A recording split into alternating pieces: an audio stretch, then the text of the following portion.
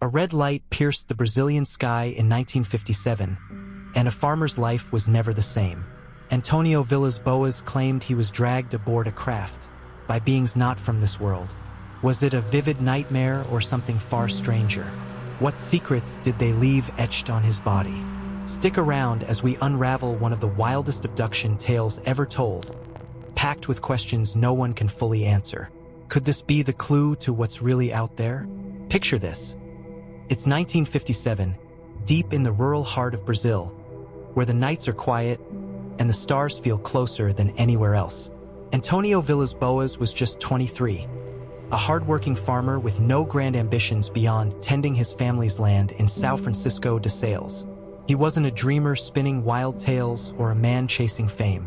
No, Antonio was ordinary, someone you'd pass by every day without much notice. He worked long hours, often late into the night, driving his tractor under the vast open sky. But what if that sky held more than just stars? What if it was watching him back? Antonio's life was simple: planting crops, fixing machinery, the rhythm of a farmer's grind. Yet, this unassuming young man would soon tell a story so bizarre, so detailed, it would echo across decades, leaving us to wonder, what could push a regular guy like him to claim something so extraordinary? Was it madness, a hoax, or did he stumble into a truth too strange for most to accept? He wasn't educated in astronomy or science fiction. He didn't have a bookshelf stuffed with UFO magazines. He was just a farmer, grounded in the dirt of Minas Gerais. So when he spoke of lights in the sky and beings from beyond, people had to pause. Why would someone like him risk ridicule or worse to share a tale this wild?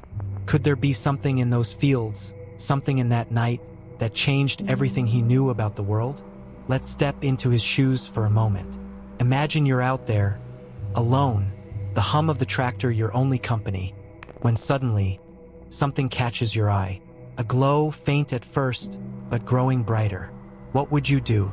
Brush it off as exhaustion, or stare into the unknown? For Antonio, that moment was the beginning of a night he'd never forget. A night we're about to explore.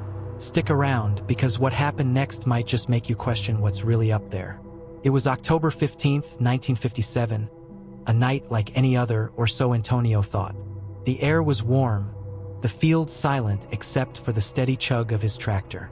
He'd been plowing late again, pushing through exhaustion, when something broke the stillness. A light, a faint red glow, hovered above the horizon. At first, he figured it was a star, maybe a plane. But this wasn't right. It moved too fast, too deliberately, darting across the sky like it had a mind of its own. Have you ever seen something up there that didn't add up? Something that made your skin prickle? Antonio watched, frozen, as the light grew brighter, closer. His tractor sputtered and died. No warning, no reason, just silence. He tried the ignition. Nothing. That's when the glow turned blinding. A crimson beam cutting through the darkness, landing just yards from where he stood. What would you do if your world stopped making sense in a split second? Run? Hide? Antonio didn't get the chance. Shapes emerged from the light, figures humanoid but wrong. Short, about 4 feet tall, with helmets glinting under the eerie glow. Their suits shimmered, reflecting the red hue like liquid metal. Were these people machines? Or something else entirely? Before he could process it, they were on him. 3 of them, moving with purpose, grabbing his arms with hands that felt too strong for their size. He fought, kicked, shouted into the empty night, but the fields didn't answer. They dragged him toward the light, toward what he later described as a craft. Oval, sleek, with a spinning top and strange markings he couldn't read. A ramp lowered, and up he went, the ground slipping away beneath him. Can you imagine the terror, the sheer helplessness of being pulled into something you can't explain? Inside, the air was thick, metallic. The walls pulsed with a faint hum, and those beings, those things, chattered in a language that wasn't human. High-pitched, sharp, like birds arguing over a kill. Antonio's heart must have pounded out of his chest, his mind racing for answers that wouldn't come. Was this a military experiment gone rogue? A hallucination from a tired mind? Or had he just stepped into a reality we're not supposed to see? The night was only beginning, and what happened next inside that craft would leave marks, literal and otherwise, that no one could ignore. Stay with me, because what Antonio claimed he endured aboard that thing might just make you rethink everything. The ramp closed behind Antonio, sealing him inside a humming, alien world. The air stung his lungs, sharp, chemical, like nothing he'd ever breathed. The beings shoved him into a small, curved room, its walls smooth and glowing faintly, as if alive. No windows, no seams, just an unnatural sheen. Then came the first oddity. They stripped him naked. No explanation, no hesitation. What kind of visitors do that to a stranger? Was this a ritual, a test, or something colder, more calculated? Next, they smeared a strange gel across his skin. Cool, odorless, tingling as it sank in. Antonio later swore it wasn't random. They focused on his arms, his chest, like they were prepping him. For what? One of them produced a device, small, metallic, with a needle that pricked his arm. Blood welled up, collected in a tube. The precision was chilling. Were they studying him? Harvesting something? Science fiction loves this trope, but here was a farmer, no scholar, describing it in 1957, before abduction tales flooded pop culture. Coincidence? Or clue? Then the air shifted. A nozzle in the ceiling hissed, releasing a grayish smoke that burned his throat. He gagged, doubled over, vomiting into the corner as the beings watched, unmoved. Was this decontamination, a weapon, or just a side effect of their world clashing with ours? Minutes later, the door slid open, and a new figure stepped in. A female or something like it, taller than the others, with pale skin, platinum hair, and eyes too wide, too blue. She was naked too, and what followed was the strangest part of Antonio's story. One he hesitated to tell. He claimed she approached him, silent, deliberate. There was no romance, no warmth, just an act, mechanical and raw. He said it happened twice, and when it was over, she pointed to her belly, then the sky, before leaving him alone. What was that? A message? A hybrid experiment? Or a fever dream born from panic?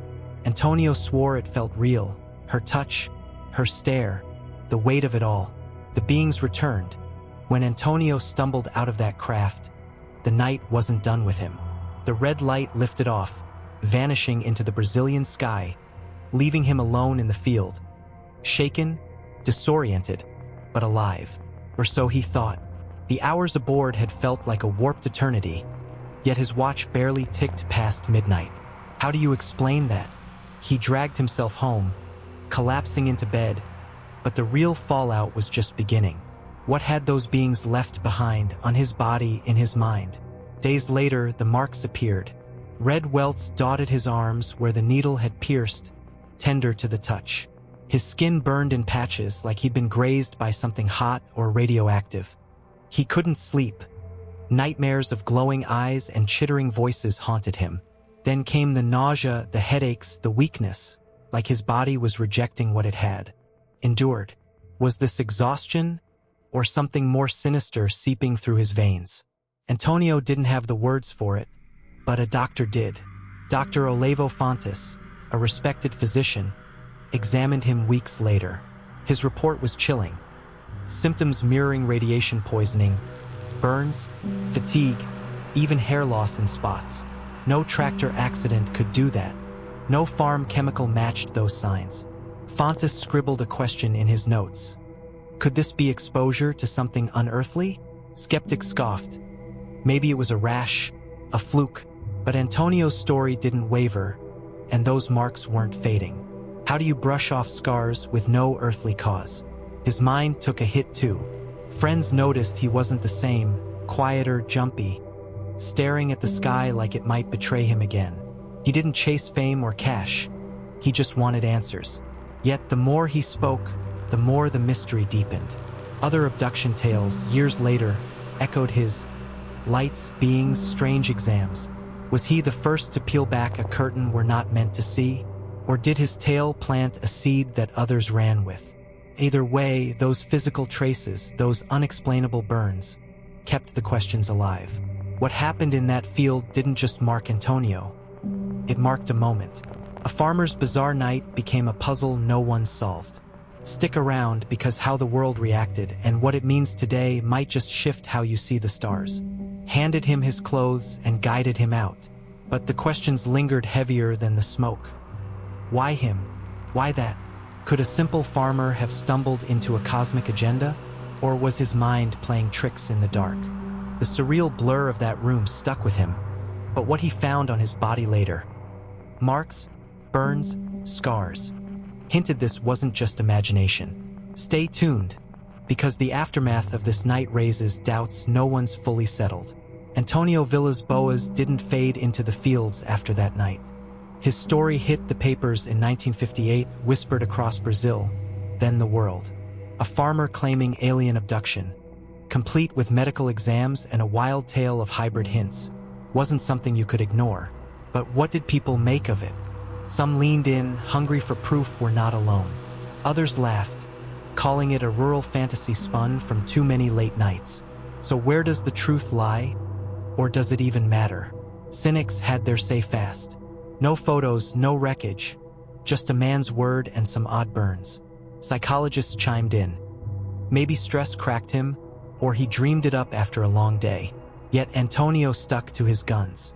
He faced jeers, skeptics, even lie detector tests, and never flinched. Why cling to a story that brought him nothing but scrutiny? He didn't write books or chase headlines. He became a lawyer, lived quietly, and died in 1991, still swearing it happened. Does that sound like a liar or someone haunted by something real? Believers saw more. His details, those beings that craft, matched reports trickling in later, like Betty and Barney Hill's 1961 case.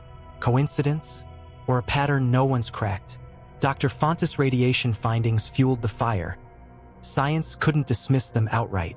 UFO researchers latched on, dubbing Antonio a pioneer, an early voice in a chorus of strange encounters. But here's the kicker. He told it before abductions were a cultural buzzword. Did he spark the trend, or stumble onto something already out there? Decades on, his tale lingers, a riddle wrapped in starlight. No hard proof, sure, but no clean debunking either. It's a story that dares you to pick a side. What do you think, wild imagination, or a glimpse beyond our reach? Drop your take in the comments. I'm curious. Next up, we'll tie this all together and ask, what does a night like his mean for us now? A red light, a farmer, a night in 1957. Antonio Villas-Boas' story isn't just a footnote. It's a flare in the dark, dragged from his tractor, marked by strange beings. He came back with a tale too wild to dismiss, too detailed to ignore. Burns on his skin, echoes in his mind, whatever happened, it stuck. Was it a cosmic visit, a mental glitch, or something we're not ready to name? That's the beauty of it. No one's pinned it down, and maybe that's why it still pulls us in.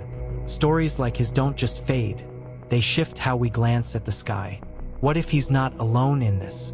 What if the truth is hovering just out of sight? Antonio's bizarre night leaves us with more questions than answers. And isn't that what keeps us searching? If this dive into the unknown hooked you, hit that subscribe button. There's plenty more where this came from. Share it with someone who'd stare at the stars and wonder too. Next time, we'll chase another shadow.